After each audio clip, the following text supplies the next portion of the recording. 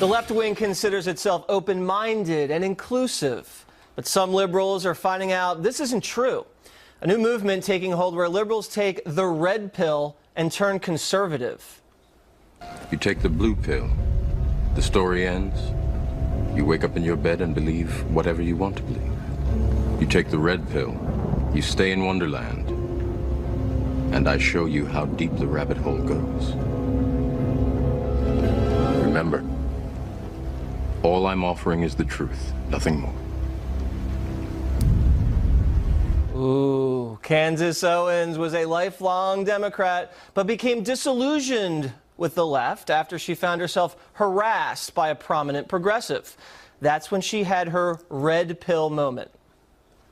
We are literally like hamsters on a wheel. Run, run, run, run, run, run, run, run, run. That's funny. I thought I was going places. Run, run, run, run, run, run, run. So weird. Run, run, run, run, run. I don't understand. Stop the madness. Literal hamster mentality is what African Americans are suffering from each and every time they invest in a Democratic candidate.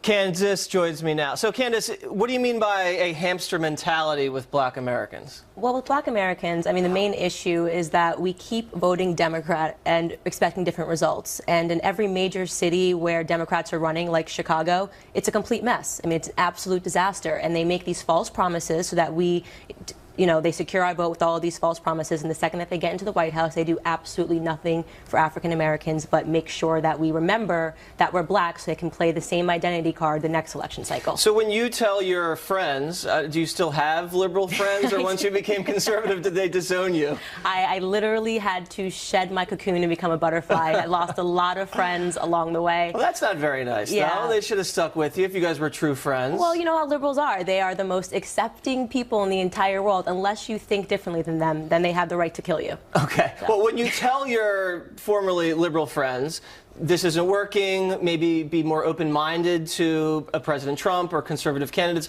what do they tell you?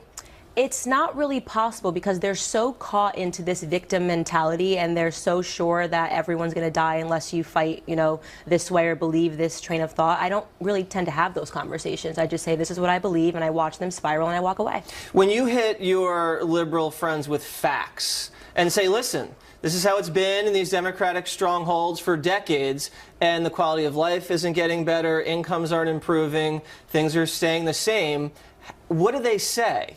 Facts are incredibly insulting to liberals. You have to understand that, okay? And I say all the time, facts don't care about your feelings. Yes. And that just sends them into a more downward spiral. So you cannot hit them with facts. That's the worst thing you can hit them with, actually. Okay. I've noticed that myself here on Fox News. All right, so as what did you call yourself, a recovering liberal, former liberal? Yeah, it's a 12-step program. Yeah. Okay. I'm a former liberal, and I'm never going back. Okay. What do you think about the open borders crowd? Because right now, they have a lot of power in this country. Right. The concept of open borders is just absolute lunacy. It's amazing to me that people don't understand it. It's not like we have to really think too hard about what could happen if we open all of our borders. It's already happening. All you need to do is pick up a newspaper and see what's going on in Europe. So, I mean, it's just, again, leftist lunacy. Well, they don't usually learn the lessons from other countries. They look at Venezuela, it's socialism, it's all crumbling, but hey, let's try it here. Yep. Antifa.